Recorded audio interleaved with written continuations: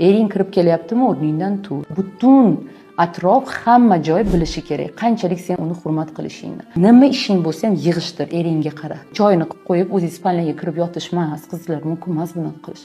Erkakning qani pozitsiyasi? Buni eng muhimi bilasizmi, bolalaringiz ko'ryapti.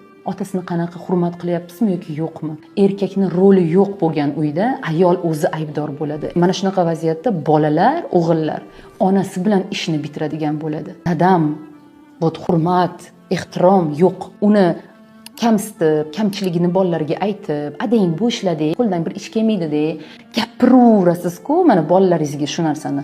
Dadang, adang.